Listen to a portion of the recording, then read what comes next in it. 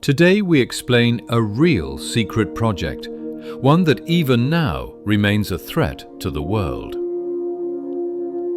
After World War II, a new kind of war began, not fought with bombs, but with fear.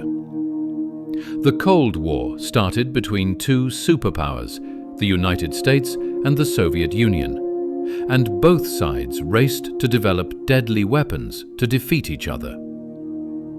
During this dangerous time, one machine became extremely important: the nuclear submarine, a silent weapon capable of attacking without warning.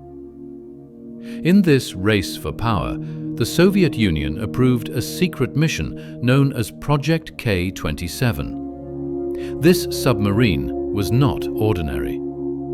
K-27 became the only nuclear submarine of the Soviet Navy's Project 645, built with an experimental liquid metal-cooled nuclear reactor, a design that promised great power but carried unimaginable danger. The keel of K-27 was laid down on 15th of June 1958 at the Severodvinsk shipyard. After years of construction, the submarine was launched on 1st April 1962. On 30th October 1963, K-27 entered service as an experimental attack submarine. In September 1965, it was officially commissioned into the Soviet Northern Fleet and assigned to the 17th Submarine Division, based at the remote Arctic naval base of Gremikha. From this frozen location, K-27 began a mission that would soon become one of the most dangerous experiments in naval history. The nuclear reactors of K-27 were troubled from the moment they first became active. Despite these problems, the submarine continued test operations for nearly 5 years. The crew remained constantly alert and did everything possible to make K-27 successful, as the mission was highly secret. However, the power produced by the reactor became unstable and increasingly difficult to control. On 24th May 1968, radioactive gases were suddenly released inside the submarine. The crew had no way to detect the danger, as radiation levels silently rose and spread into the engine room. By the time the crew realized what was happening, it was already too late.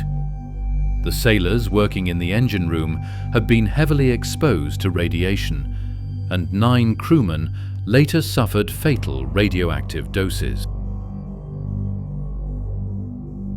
Due to extremely high radiation, several crew members died on the same day, while all others were seriously exposed.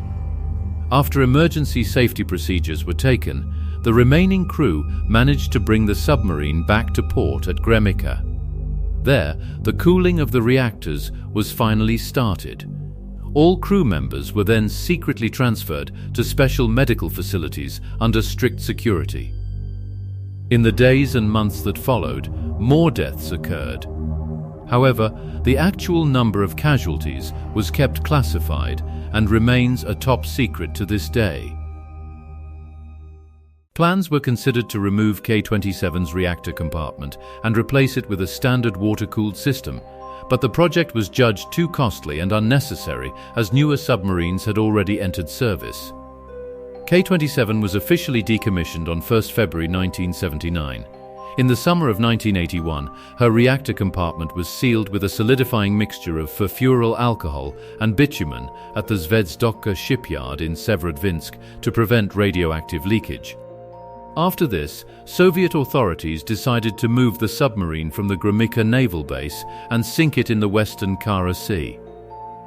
On 6 September 1982, K-27 was towed to a special training area and deliberately scuttled at Stepovoy Bay at a depth of only 33 meters.